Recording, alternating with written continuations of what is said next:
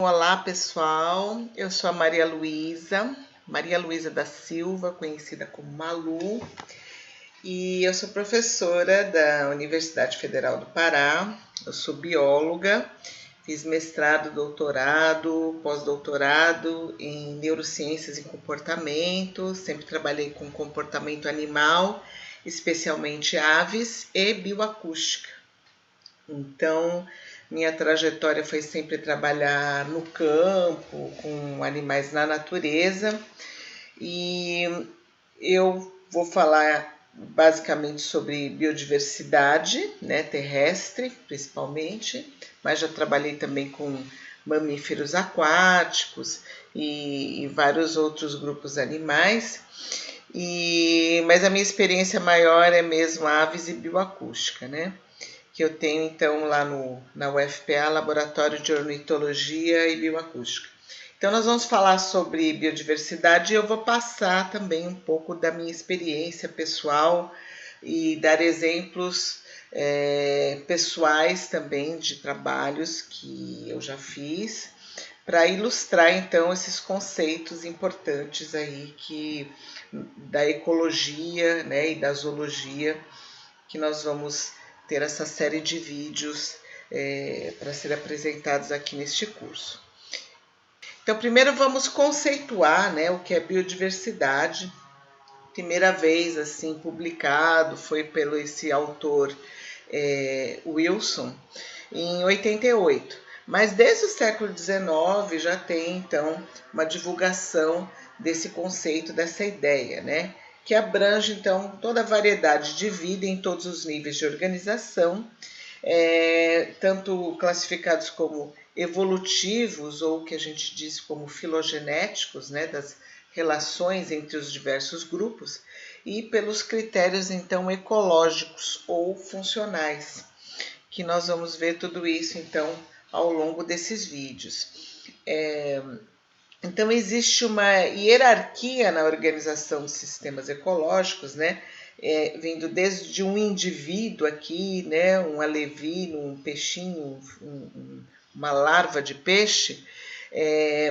Aí vem a população, né? Por exemplo, uma população tem a espécie, a população daquela espécie, né? Um grupo, e a comunidade, né? Onde tem várias populações interagindo, e o ecossistema como um todo, e um outro nível mais amplo, a biosfera. E nós vamos então tratar de alguns desses níveis, né? Até mais a comunidade, que a gente vai abranger mais nesses cursos, nesses vídeos que eu vou apresentar. Então, a diversidade de espécies num ecossistema tropical, ela é muito grande, né? Muito maior do que nos outros ecossistemas das regiões temperadas, né? De latitudes mais altas. Então, tem uma diferença bem marcante no globo terrestre quanto aos locais de maior ou menor diversidade.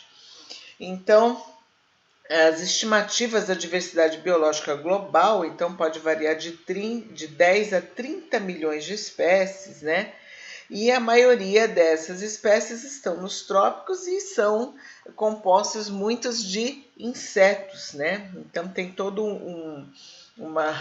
tem uma diversidade muito grande de insetos e muitos que não estão catalogadas ainda, né? Só 2 milhões desse total que foram catalogadas no mundo. Então, os diferentes organismos que a gente pode citar, né? Desde bactérias, né? Das mais simples, os primeiros organismos que são organizados em uma célula organizada, as algas, plantas e todos os animais. Então, eles se interagem, né? Existe uma certa interação entre eles, né? E tem relações evolutivas, né? Então, todos, na verdade, vêm de um grande, a partir de um ser mais primitivo, entre aspas, né, menos organizado e simples, até um animal com os seus sistemas complexos, né? E organização, então, dos órgãos em sistemas como os animais, então, que a gente conhece, né? Desde insetos até os vertebrados. Então, essa complexidade, né? Também levou a um nível de diversificação. Teve várias, então, expansões, né? De irradiações de grupos animais e que, então, ocuparam os nichos, aí, os locais da Terra e foram, então, colonizando de forma, então, que alguns são mais abundantes, né? Então, aqui eu mostro a questão da abundância de cada grupo, né? Então, os cordados, na verdade, que são aqueles que têm notocorda ou vértebra, eles têm uma porcentagem pequena em proporção em relação, por exemplo, aos insetos, né? Aqui está mostrando, então, plantas com flores têm uma diversidade grande também, né? Então, seria em número de espécies. Esse quadro aqui, esse gráfico de setores está mostrando grande quantidade de moluscos, né? E tem muitos grupos pequenos de animais que estão representados aqui em menor proporção aqui nesse gráfico. Então, a biodiversidade é distribuída de forma meio desigual aqui, né? Se concentra muito mais diversidade de espécies nas regiões tropicais, né? Então, aqui esse gráfico está mostrando, né? Esse mapa está mostrando, então, número de espécies por 10.000 quilômetros quadrados, né? Então, as regiões frias, as regiões desérticas vão ter um menor número de espécies, né?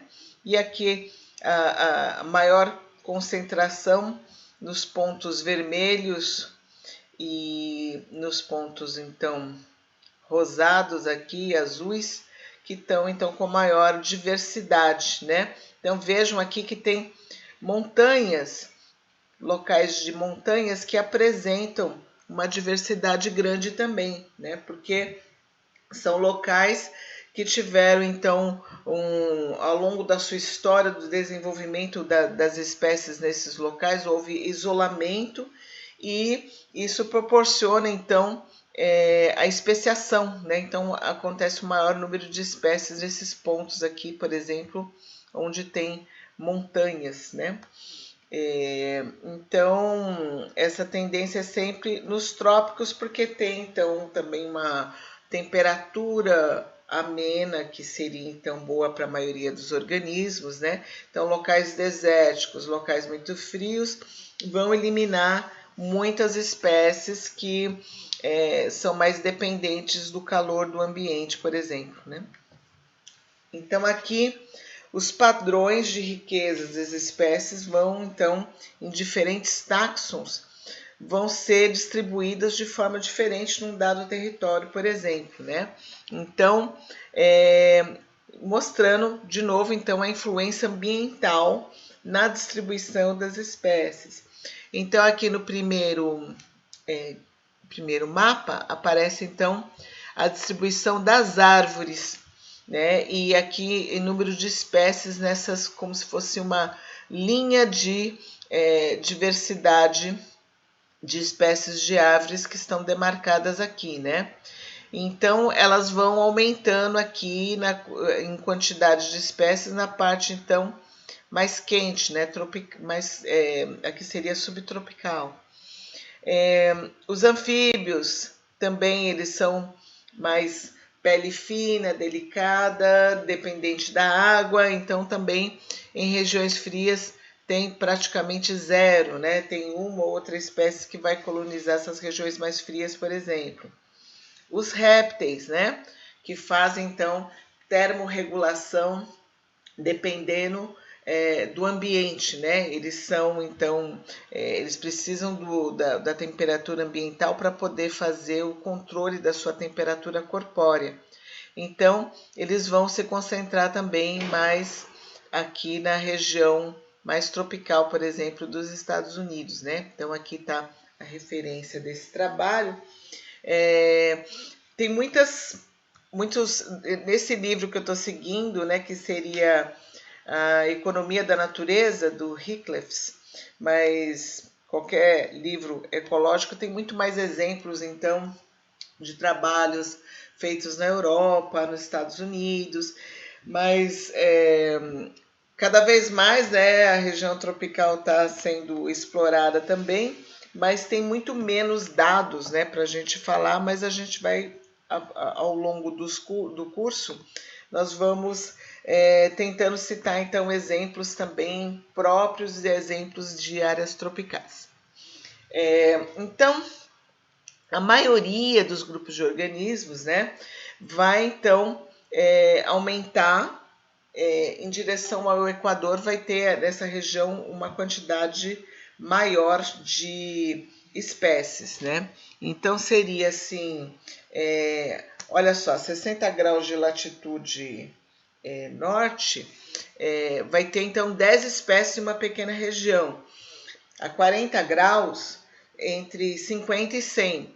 E a 20 graus e até o Equador, seria então entre 100 e 200 espécies, né?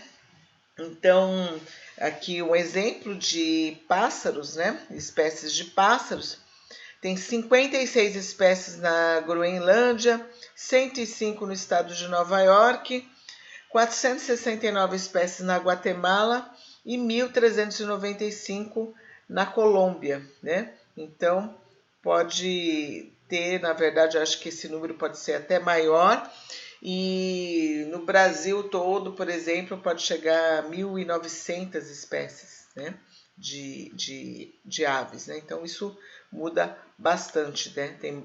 O Brasil é o terceiro país do mundo em número de espécies de aves. Então, a diversidade vai aumentar também sem limites ao longo do tempo, quer dizer, então, um habitat, um ecossistema que é mais antigo, que teve uma evolução mais antiga, tem mais tempo de acumular espécies, então, né? Teve maior quantidade de especiação, então ele teria uma diversidade maior, né? E aí ela vai atingir um equilíbrio, o número de espécies pode atingir o equilíbrio conforme, então, alguns fatores que vão também remover as espécies ao longo do tempo, né? Então, mais os fatores que adicionam espécies têm maior peso, e aí, então, é o que a gente vê nos ecossistemas tropicais, maior quantidade de espécies. Então, existem, então, alguns fatores chaves, né, que vão dar o padrão de diversidade, que vão influenciar nesses padrões de diversidade.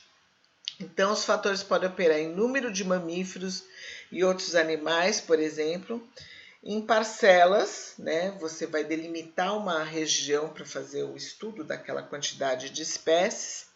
E aqui, então, esse slide aqui de texto vai fazer referência a esse próximo slide em termos de diversidade de mamíferos, né? Então, as condições físicas, né? Os locais que tem, por exemplo, que são muito secos, que tem poucos abrigos, pouca acesso à água, né? Pouco acesso à água, então vai limitar o número de anfíbios, por exemplo, né? A heterogeneidade dos habitats, então, quando tiver montanhas, também vai abrigar mais espécies que ficam isoladas nesses locais, né? E a distância dos locais de dispersão de espécies, quanto maior a distância, vai então haver menos espécies a partir desses locais de dispersão que existem, né? Então, aqui, esse slide está mostrando isso, né? A quantidade de espécies de mamíferos ao longo dessas linhas, né? Então, em seria na montanha, tem maior heterogeneidade de espécies por aqui, né? Então, ela vai ter mais separação e condições de especiação.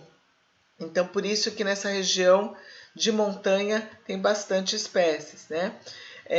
Tem diminuição do número de espécies ao longo da distância, que é mais disperso, né, do local inicial de dispersão, então vai haver menos espécies conforme vai se distanciando desse local número 1, por exemplo, né? E aqui vai ter menos quantidade de espécies, porque o ambiente é mais homogêneo, né? A montanha mostra, então, mais tipos de ambientes diferentes e que pode abrigar mais espécies. Então, mostrou aqui que tem menor quantidade de espécies nessa região leste, então. E a estrutura da vegetação também vai determinar a diversidade, né? Então, quando você tem uma vegetação mais homogênea, com um tipo só de extrato, vai ter menos espécies que vai poder explorar esse local do que uma floresta, por exemplo, que tem maior heterogeneidade de ambientes, né? E de tipos diferentes de locais que as espécies podem se adaptar àquele ambiente, né? Então a gente vai ver alguns exemplos. Então, num local que tem uma vegetação, por exemplo, de campo, vamos encontrar 6 espécies de pássaros, 14 espécies quando tem uma vegetação arbustiva, que não é só rasteira, que tem então arbustos maiorzinhos, né? E cerca de 24 espécies em florestas. Isso é um ambiente, então, de zona temperada, porque numa floresta tropical haveria muito mais, né? Existem florestas frias que têm uma diversidade baixa de aves, por exemplo. Um bom exemplo é da Nova Zelândia, né? Tem cerca de meia dúzia de espécies numa floresta úmida, mas lá é muito frio, então vai condicionar também uma diversidade menor. Então, esse gráfico está mostrando aqui, no eixo do X, a produtividade primária, em gramas por metro quadrado por ano. No eixo esse eixo aqui desse lado do Y seria a complexidade do habitat, que vai ser mais complexo aqui nessas áreas de floresta, por exemplo, né? E mais simples aqui para baixo. E o número de espécies de aves que vão ser encontradas nesses ambientes, né? Então, quando o habitat tem estrutura vegetacional simples, tende a ter menos espécie, e os habitats mais complexos têm vários níveis de complexidade, então eles vão poder abrigar maior quantidade de espécies de aves. Então, a diversidade pode ser medida em níveis espaciais. Então, é bem conhecido, né, esses conceitos importantes aí nas avaliações de estudos ambientais. Então, você pode ter uma diversidade local, que é a chamada de alfa, e o número de espécies nessa pequena área de habitat homogêneo. Então, seria a quantidade de espécies num ambiente, né, num delimitado menor. E a diversidade regional, que é chamada de gama, que é o número total de espécies no conjunto de habitats numa determinada área geográfica, né? Então, a diversidade gama abrange, então, são como se fosse o conjunto de diversas diversidades alfa locais, né? E daí, então, nós temos o conceito de nicho e diversidade, né? Então, também é um conceito bem conhecido e estudado, a questão do nicho de uma espécie, né? Então, ele representa o conjunto de condições e qualidade de recursos, os quais os indivíduos ou espécies utilizam para sobreviver e se reproduzir, né? Então, ele é multidimensional, né? Então, inclui todo o que tem no espaço, o alimento daquela espécie, o quanto que ela pode se deslocar naquele ambiente, né? e pode ter, então, sobreposição de nichos de duas espécies diferentes. Então, essa sobreposição vai delimitar a competição entre essas duas espécies, que elas vão competir pelos mesmos recursos, né? Que recursos são esses? São os alimentos, locais de abrigo, local de nidificação e todo o espaço de vida que ela pode ocupar. Então, nós vamos dar exemplos, né? Então, uma competição intensa pode levar à exclusão de espécies, né? Então, sempre vai ter uma espécie que ela tem uma população menor, que ela é um pouco mais frágil, mais estrita do que uma outra que pode competir pelos mesmos recursos, e então uma delas acaba sendo eliminada, né? Então, quais os mecanismos que podem levar a essa redução da competição, né? Então, se tiver maiores especializações ecológicas ou nichos mais estreitos, então, se uma tem se alimenta de poucos tipos de espécies vegetais, por exemplo, e a outra outros tipos diferentes que não se sobrepõem, então elas vão ter menos competição pelos mesmos recursos. Maior viabilidade de recursos, né? Então, maior nicho espacial. Então, por exemplo, uma floresta pequena, ela vai abrigar poucos grandes carnívoros, por exemplo, porque não vai ter a quantidade necessária de presas para aqueles carnívoros explorarem, né? Então, se ela for bem grande, um território grande, então ela pode abrigar mais espécies, né, e manter essas espécies. Menor demanda por recursos em populações menores. Então, aí seria então a quantidade que importaria, né? Várias populações menores vão então conseguir ter uma manutenção melhor desses recursos e da própria espécie. E quando tem então predação intensa, né? Então ela acaba diminuindo as populações e diminuindo então o nível de competição entre as espécies.